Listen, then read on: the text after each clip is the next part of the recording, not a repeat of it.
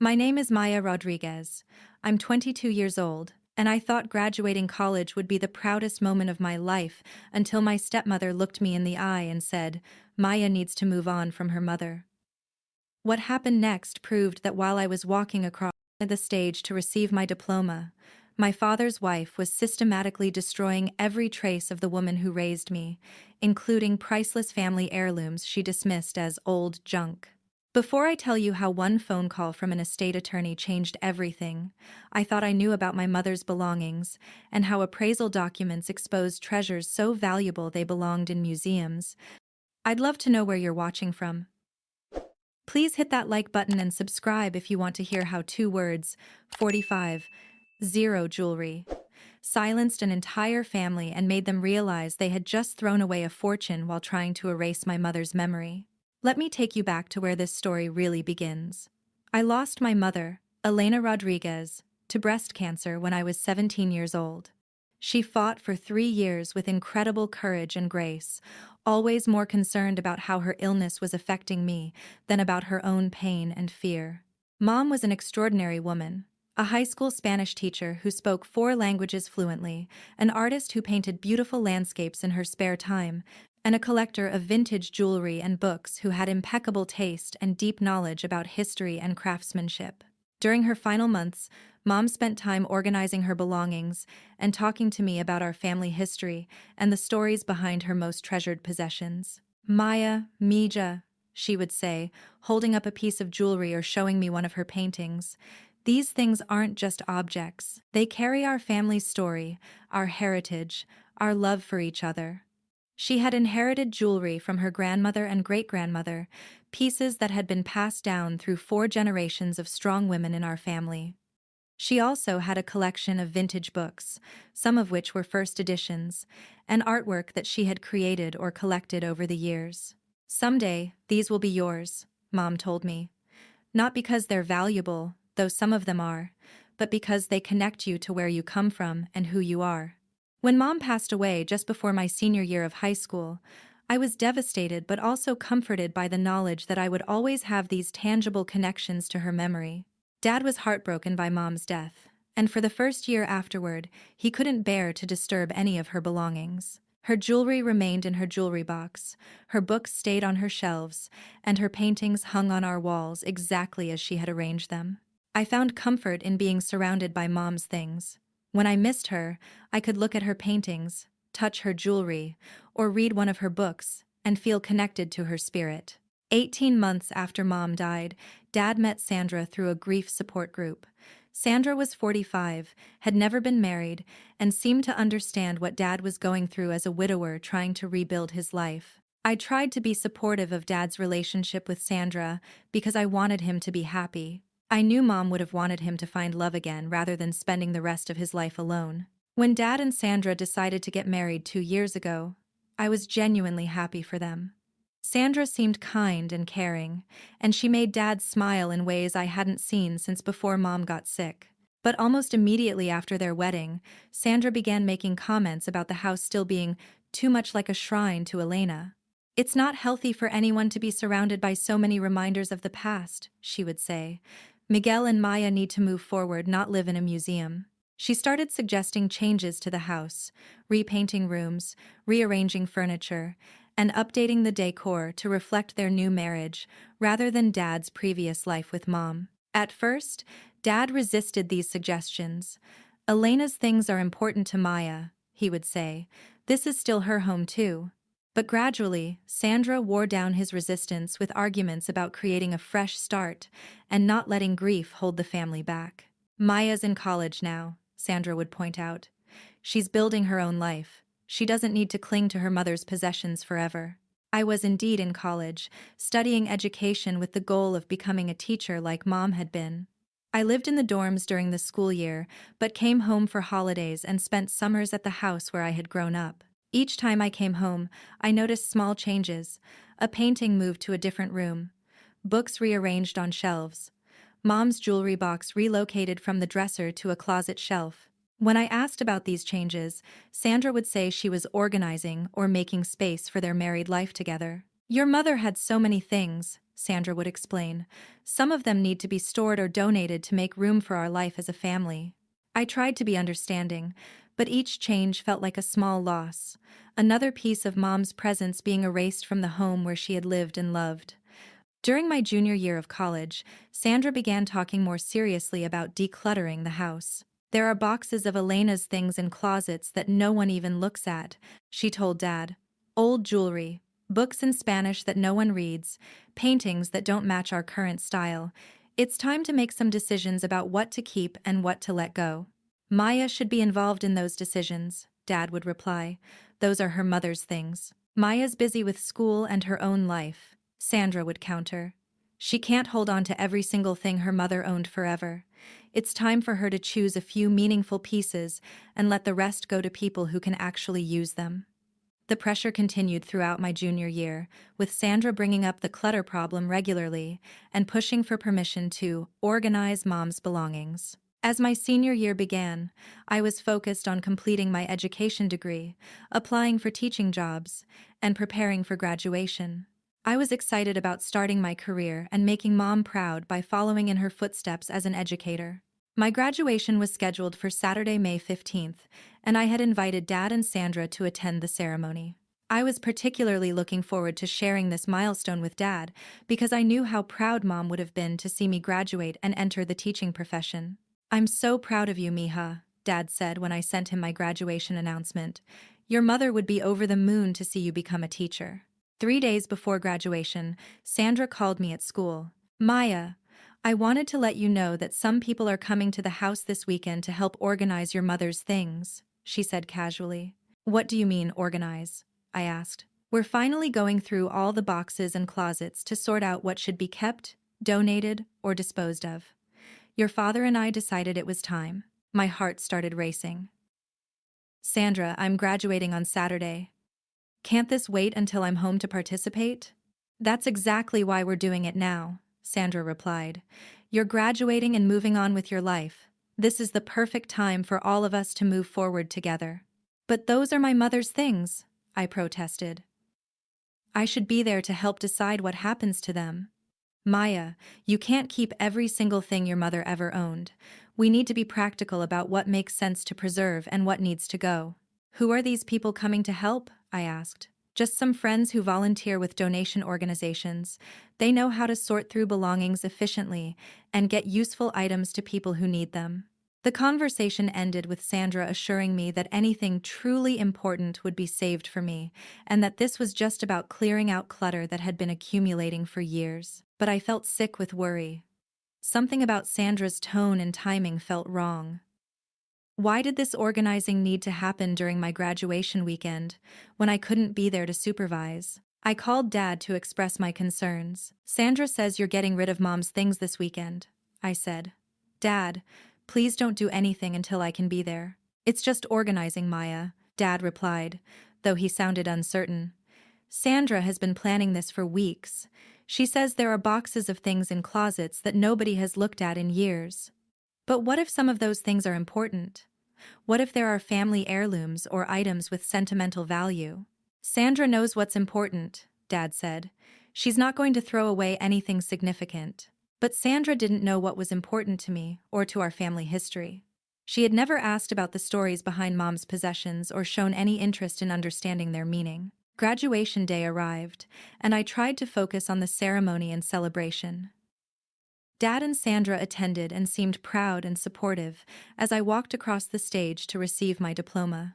But throughout the day, I kept thinking about what might be happening at the house while we were gone. After the graduation ceremony, we went to a restaurant to celebrate with some of my college friends and their families. The dinner lasted several hours, and by the time we returned to the house, it was evening. The moment I walked through the front door, I knew something was terribly wrong. The house felt empty in a way it never had before. The walls looked bare, shelves appeared sparse, and there was an echoing quality to the rooms that suggested major changes had taken place. "Where are Mom's paintings?" I asked immediately, noticing that several of her landscapes were missing from the living room walls. "Sandra had them moved to storage," Dad replied, looking uncomfortable. "She thought they clashed with the new color scheme." I ran to Mom's bedroom, which had become Dad and Sandra's room after their marriage. Mom's jewelry box was gone from the dresser. Her books were missing from the bedside table. "Where are Mom's things?" I asked, panic rising in my voice. Sandra appeared in the doorway, looking satisfied with whatever had transpired during the day. "Everything has been organized," she announced. "We sorted through all the accumulated clutter and made sure useful items went to people who can actually benefit from them." "What does that mean?" I demanded. "Where is my mother's jewelry? Her books? Her personal belongings?" "Maya, you need to understand that your mother had far more possessions than any one person could reasonably use," Sandra began in a condescending tone. "Most of it was just taking up space and gathering dust." "Those weren't just possessions," I said, my voice shaking. "Those were family heirlooms. Those were my inheritance from my mother." "Your inheritance is your education and the values she taught you," Sandra replied. "Not boxes of old jewelry and books." I pushed past Sandra and began searching the house systematically. Mom's jewelry box was gone. Her collection of vintage books had disappeared. The paintings that had hung in various rooms were missing. Even small decorative items that had belonged to her were nowhere to be found. "Where did it all go?" I asked frantically. "To people who can appreciate and use these things," Sandra replied. "Some went to charity organizations, some to vintage dealers, some to church rummage sales." The casualness of her tone was devastating. She was describing the systematic disposal of my mother's entire legacy as if it were spring cleaning. "You gave away my mother's jewelry to charity?" I asked in disbelief. "Most of it was old costume jewelry that no one would wear today," Sandra said dismissively. "Some of the older pieces went to antique dealers who specialize in vintage accessories." "Sandra, some of that jewelry belonged to my great-grandmother and great-great-grandmother. Those were irreplaceable family heirlooms." "They were old pieces sitting in boxes that no one ever looked at," Sandra replied without remorse. Dad was standing nearby, looking increasingly uncomfortable as the full scope of what had happened became clear. "Miguel," I said, turning to my father, "did you know Sandra was going to give away all of Mom's jewelry and books?" "I thought she was just organizing and storing things," Dad said weakly. "I didn't realize." "You didn't realize she was throwing away every trace of my mother's existence?" "We kept some things," Sandra interjected. "I saved a few pieces that seemed particularly meaningful." She led me to a small box on the kitchen counter that contained 3 items: a simple silver bracelet, a paperback novel, and 1 small painting. 3 items from my mother's entire collection of art, jewelry, books, and personal belongings. "This is all you saved?" I asked, staring at the pathetic collection. "I saved the most important pieces," Sandra said defensively. "These seemed like the items you would want to remember your mother by." But Sandra had no idea what was important to me or to our family. She had chosen the least valuable and least significant items while disposing of everything with real historical or sentimental value. I spent the rest of the evening crying and arguing with Sandra and Dad about what had happened. Sandra maintained that she had done nothing wrong, that she had helped the family move forward by clearing out clutter that was keeping us stuck in the past. Dad seemed to gradually understand the magnitude of what had occurred, but his response was to try to minimize the damage rather than hold Sandra accountable. "Maybe we can get some of the items back," he suggested, "if we call the charity organizations and explain the situation." But Sandra had worked with multiple organizations and individuals. Mom's belongings had been scattered across dozens of different locations, and many had probably already been sold or redistributed.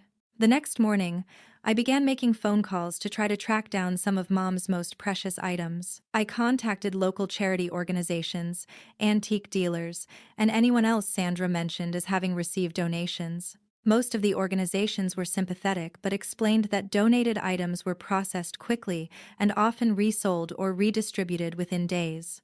The chances of recovering specific pieces were minimal. But during one of these calls, something happened that changed everything. I was speaking with Maria Gonzalez, who ran a local vintage jewelry shop, when she mentioned that she had indeed received some items from someone matching Sandra's description over the weekend. "There were some beautiful vintage pieces," Maria told me. "Very high quality, probably from the 1920s and 1930s. I was surprised that someone would donate such valuable items to charity rather than having them appraised professionally. Valuable? I asked. How valuable? Well, I'm not a certified appraiser, but based on the craftsmanship and materials, I estimated the entire collection at several $1,000s. Possibly much more if they were authenticated properly. Several $1,000s. Sandra had given away jewelry worth thousands of dollars, as if it were worthless costume jewelry. Do you still have the pieces? I asked desperately. I have most of them, Maria replied. I was planning to have them professionally appraised before putting them up for sale. Something about the quality made me think they might be more significant than typical estate jewelry. I immediately drove to Maria's shop, where she showed me a collection of jewelry that I recognized as pieces from Mom's jewelry box. Seeing them again brought tears to my eyes, not just because I was relieved to find them, but because they represented the connection to my mother and family history that Sandra had tried to erase. These belong to your mother? Maria asked gently. I explained the situation. How Sandra had disposed of Mom's belongings while I was at graduation, how she had dismissed the jewelry as worthless costume pieces, and how I was trying to recover my family heirlooms. Maria looked horrified. These are not costume pieces, she said firmly. These are genuine vintage jewelry from prestigious makers. Some of these pieces are museum quality. What do you mean, museum quality? I mean, they should be in a museum collection or private collection focused on historical jewelry, Maria explained. The craftsmanship is extraordinary, and several pieces appear to be from famous jewelry houses of the 1920s and 1930s. She showed me detailed photos she had taken of the pieces, pointing out maker's marks, construction techniques, and design elements that indicated their value and historical significance. I think you need to have these professionally appraised, Maria continued, not for insurance purposes, but for authentication and documentation. This collection could be worth far more than anyone realized. Maria refused to accept any payment for returning the jewelry to me. These belong with your family, she said simply. I'm just glad we found each other before they were dispersed further. Over the next week, I worked with a certified jewelry appraiser recommended by Maria to have Mom's collection properly evaluated and documented. The results were staggering. The appraisal report identified pieces from several prestigious jewelry makers, including some from Cartier, Tiffany, Co., and other high-end houses. Several items were identified as rare examples of Art Deco design that would be of significant interest to museums and serious collectors. The total appraised value of the jewelry collection was $45,000 worth of jewelry that Sandra had dismissed as worthless old costume pieces and given away to charity. But the monetary value, shocking as it was, wasn't the most important revelation. The appraisal also documented the historical significance of the pieces and their provenance, tracing some items back to the 1920s and confirming that they had been owned by previous generations of my family. This wasn't just expensive jewelry, it was a documented collection of family heirlooms with genuine historical and cultural value. Armed with the appraisal report, I confronted Sandra and Dad about what had actually been thrown away during my graduation weekend. Sandra, I said, placing the appraisal report on the kitchen table. This is a professional evaluation of Mom's jewelry collection, the worthless costume jewelry you gave away to charity. Sandra picked up the report and began reading. Her face went pale as she saw the individual item descriptions and valuations. $45,000, I continued. You gave away $45,000 worth of family heirlooms while I was at my college graduation. Dad looked at the report over Sandra's shoulder, his face showing shock and growing anger. Sandra, he said quietly, what have you done? Sandra, I didn't know, Sandra stammered. It looked like old jewelry that no one wore anymore. Did you have any of it appraised before giving it away? I asked. Did you research any of the pieces or ask anyone with expertise to evaluate them? No, Sandra admitted. I just assumed. You assumed my mother's family heirlooms were worthless because they were old, I said. You made no effort to determine their actual value before destroying my inheritance. The full implications of what Sandra had done were becoming clear to everyone. She had disposed of a museum-quality collection of vintage jewelry without any assessment of its historical or monetary value. Where are the rest of Mom's things? I demanded. The books, the paintings, the other items you organized while I was at graduation? Sandra's defensive posture crumbled as she realized the magnitude of her mistake. If the jewelry was worth 45,000, what might the other items she had disposed of been worth? Over the next several days, I managed to track down some additional items from Mom's collection. Several of her books were first edition volumes in excellent condition that were also valuable. Some of her paintings, which I recovered from a church rummage sale, were original works that had significant artistic merit. But many items were gone forever, sold or donated to organizations that had already redistributed them to unknown buyers. The final tally of what Sandra had destroyed during my graduation weekend was staggering. Over 50,000 worth of genuine antiques, art, and collectibles, plus countless items of sentimental value that could never be replaced. But more than the monetary loss, Sandra had attempted to erase my mother's entire presence from our family home. She had systematically removed every trace of the woman who had raised me, loved me, and left me these treasures as a connection to our family history. When confronted with the evidence of what she had done, Sandra initially tried to defend her actions by claiming she was helping the family move forward. But as the scope of the destruction became clear, she was forced to acknowledge that she had acted recklessly and harmfully. "I was trying to make space for our new life together," she said weakly. "I didn't mean to throw away anything important." "Everything was important," I replied. "These weren't random possessions cluttering up the house. These were my inheritance, my connection to my mother and our family history." Dad was devastated when he fully understood what had happened. He had trusted Sandra to organize while failing to protect the legacy his first wife had left for their daughter. "I should have been more involved," he said. "I should have made sure you were part of any decisions about your mother's belongings." The damage to my relationship with Sandra was irreparable.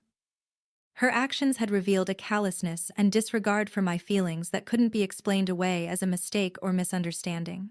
She had waited until I was away at graduation to systematically destroy my mother's legacy, calculating that it would be easier to ask forgiveness than permission. 2 years later, I'm now working as a high school Spanish teacher, following in Mom's footsteps just as I had always planned. I was able to recover about 60% of the items Sandra had disposed of, including most of the valuable jewelry and some of the books and artwork. The recovered items are properly stored and insured, and I've created detailed documentation of their provenance and value to ensure they'll be protected for future generations. Dad and Sandra are still married, but our family dynamic has never recovered from what happened during my graduation weekend.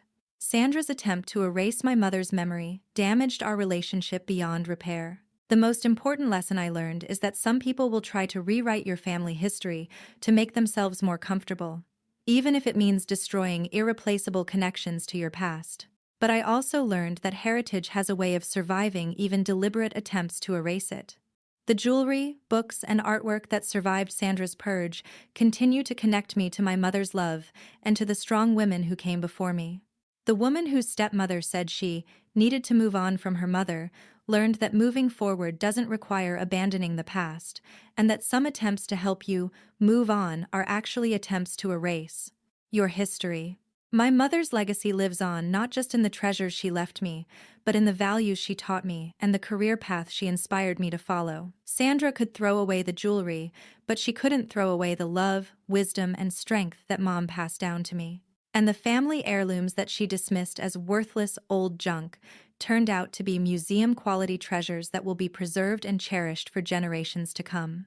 Have you ever had family members try to erase someone's memory by disposing of their belongings? How do you protect family heirlooms from people who don't understand their value? I'd love to hear your thoughts in the comments below. If this story resonated with you, please hit that like button and subscribe for more real-life stories about protecting family heritage, dealing with step-family conflicts, and learning that true value isn't always visible to those who refuse to see it.